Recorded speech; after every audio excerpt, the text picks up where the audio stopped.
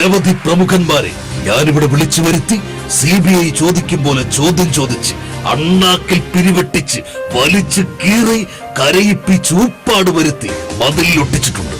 ഇന്നും അതുപോലെ ഒരാൾ എത്തിയിട്ടുണ്ട്. ആപത്തിൽപ്പെടുന്നവരുടെ രക്ഷകൻ, സ്ത്രീകളുടെയും കുട്ടികളുടെയും പ്രിയങ്കരൻ.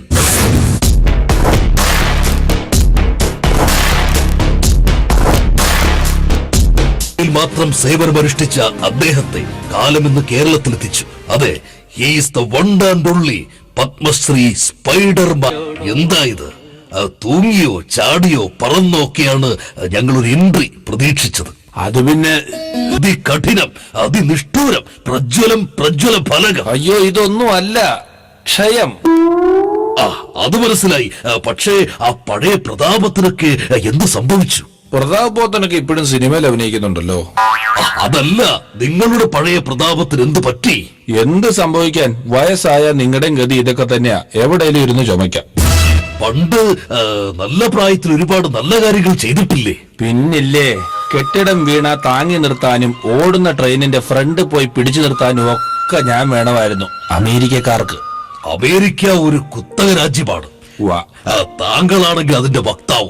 പക്ഷെ താങ്കൾ ധരിച്ചിരിക്കുന്നത് കേരളത്തിന്റെ തനത് രാഷ്ട്രീയത്തിന്റെ ചുവപ്പ് കുപ്പായവും. ഞാൻ പറയുന്നു താങ്കൾ ഒരു ബൂർഷോ ആണെന്ന്. ഒരിക്കലും അല്ലേ, നമ്മളങ്ങനെ ബൂർഷോ ഒന്നും അല്ലല്ലോ. ഞാൻ പറയാൻ കാരണം പറ്റുന്നുമല്ല. കേരളത്തിലെ പാവപ്പെട്ടവർക്ക് വേണ്ടി താങ്കൾ എന്ത് ചെയ്തു? എന്ത് ചെയ്തു എന്ന് ചോദിച്ചാൽ കേരളത്തിലെ ഗ്രാമപ്രദേശങ്ങളിൽ മുഴുവൻ ഈ ഓടിട്ട വീടും ഒരു നില കെട്ടിടങ്ങളൊക്കെയാണ്.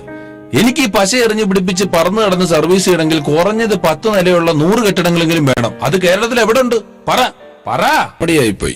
പൈഡ്രപ്പൻ, താങ്കൾ ഒരു ക്ഷുദ്രജീവി തന്നെ. ഈ അമേരിക്കക്കാർക്ക് വേണ്ടി ഇത്രയും നാൾ കഷ്ടപ്പെട്ടിട്ട് എന്ത് കിട്ടി?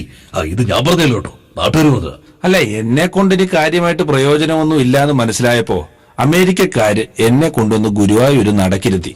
ഒരു പ്രദർശനം വെച്ചിട്ട് വരാമെന്നും പറഞ്ഞു പോയ ഒബാമയെ പിന്നെ കണ്ടിട്ടുമില്ല. ഈ അമേരിക്കക്കാരെ നമുക്കൊന്നും പറയാൻ പറ്റത്തില്ല. ഈ സൂപ്പർ ഹീറോകളൊക്കെ ആദ്യം ഉണ്ടാക്കിയത് അവരാണല്ലോ. Superman, Spiderman, Batman, He Man. പക്ഷേ ഈ അമേരിക്ക ഉണ്ടാകുന്നതിന് മുൻപ് തന്നെ നമ്മുടെ പുരാണങ്ങളിൽ ഒരു സൂപ്പർ ഹീറോ ഉണ്ടായിരുന്നു. അതാരാ? ഹനുമാൻ. അത് ശരിയാ, അതിന്റെ ഒരു ഇതിനായിരിക്കും സാറ് ഗദ പിടിച്ചോണ്ടിരിക്കുന്നത് അല്ലേ? ഇത് ഗദയല്ല, എന്റെ പേനയാണ്. ഓഹോ. സൽമാൻ ഖാന് 6 പാക്ക് പോലെ, മമ്മൂക്കാക്ക് കൂളിംഗ് ഗ്ലാസ് പോലെ, ലാലേട്ടന് മീശ പോലെ എന്നോടൊപ്പം എപ്പോഴും കാണും ഈ ഗദ. ഗദയോ? സോറി, പേന. ഇത് ഞാൻ പറഞ്ഞല്ലോ കേട്ടോ, നാട്ടുകാർ. എന്തിനാ വെറുതെ നാട്ടുകാരെ കൊണ്ട് പറയിക്കും?